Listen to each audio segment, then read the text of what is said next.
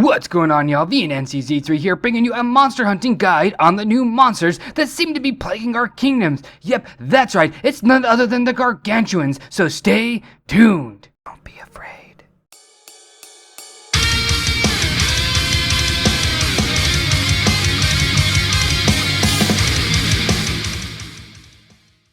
To hunteth the beast, we need to better understandeth the beast. Nah, I'm just kidding, y'all. We need to read a little bit about this vile creature called the Gargantua that seems to be plaguing our lands via its monster hunting manual. See the I button down here? Select it, Monster Manual Gargantua. The type of damage that this monster puts out is physical. It's going to be super strong up against any physical damage doing hero. That's why it says strong against, well, it's got a high physical defense, right? Weak against, this is the key part.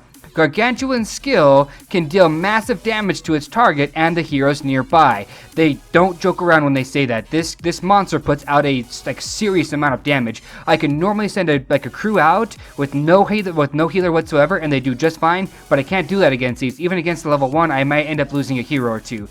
All right, so you may need more heroes that can recover HP to survive. All they're saying is your life drain heroes will be better at doing this than life draining heroes. You guys know what I'm saying here? It also has a very high physical defense. Yes, we already know that. So bring your heroes with skills that deal magic. Wow, thank you for being so descriptive. Monster Hunt, I ×1 kill this monster with all of these heroes. If you do not have Petite Devil or Dark Follower, you can use heroes like Snow Queen and Prima Donna, or Elementalist and Prima Donna if you want to keep it all free to play, okay? But this is the team that I'm going to be using. Sea Squire, Sage of Storms, Petite Devil, Incinerator, and the Dark Follower.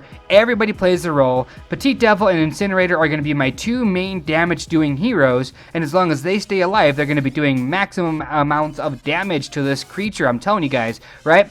And the Sea Squire is basically there to take the brunt of the force because he's got the highest physical defense out of all these heroes. Not only that, but he's also going to be able to heal all of my heroes as well. The Dark Follower is going to do the same thing. He's going to be able to heal all my heroes. His damage is kind of really on the weaker end. I don't appreciate it, but because he heals, he made the team. Sage of Storms is going to place a reflex buff on every one of my heroes. Now that's the biggest reason why he made the team. But he's also going to give a constant static magic defense debuff to the enemy via his rank 7 skill. But let's invoke our editing powers to speed up all that daggum travel time. I know ain't nobody got time for that. But one thing I want to mention here is that I'm wearing my Monster Bane Relic set, so I do an increased amount of damage to these monsters. But have no fear, Danger Dog's here. Watch this. Boom, 100%, that's what I'm talking about. Let's watch this battle unfold.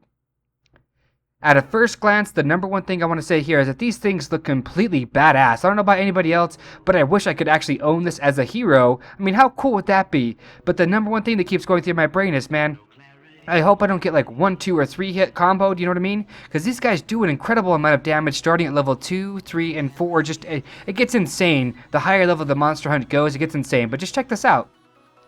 Level 2, we're going to blow it up with a ×8, and we definitely will use the same team, and we're going to go ahead and cut all that travel time out. Look at that, bam, 3, 2, 1, boom, explosion. That's what I'm talking about, man. That's exactly what I'm talking about, baby. Let's look at this battle, though. Here we go. I kind of cut it halfway in there, but just watch this. Look at the damage this thing's going to do to me. Here we go. It's starting right there. You see that? All my heroes are just kind of like going down lower, and ooh, I'm like almost losing my heroes as we speak. It sucks, man. Like, these things do a large amount of damage, even though I'm already leveled up and I'm skilled up and all that stuff. I got my research. I've got the Monster Bane Relic set. Like, it's not going to be long before I lose one of my heroes. Like, right here. Oh, whoa, dude. That dodge, yo. But there we go. No, that's enough. Enough said.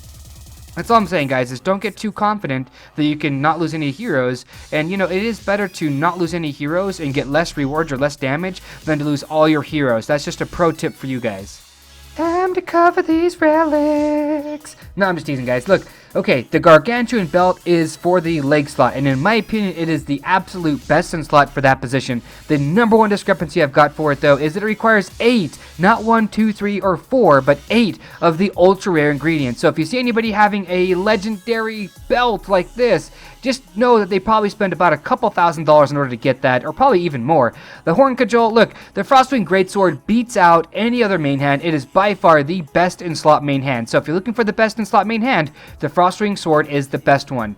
Now, the Fear Drums, that's kind of mixed feelings. A lot of guys like to mix around the accessories. They like to use the Lost Island, they like to use the Fear Drum, they like to use the ones from the Terrathorn, which is the Terrafile, the Worm Seals, they like to use all of those. But look, that's basically up to whatever you're compiling your army to be. If you've got a lot of cav, the Fear Drum is definitely for you. For me, I'm happy with my Lost Island Circlets, just because, well, one, I'm cheap, and two, well, I'm still cheap. But anyways, I know, right? You're like, well, VNC, anyways, right? I'm not gonna go into it, but last but not least, the Bloodstain Helmet is the only free-to-play friendly item out of this entire Relic set, which is kind of disheartening because of the buffs. I mean, 8% cav attack and defense and HP, it's really darn good, don't get me wrong, but the absolute best in slot helmet is the Wormbone Coronet.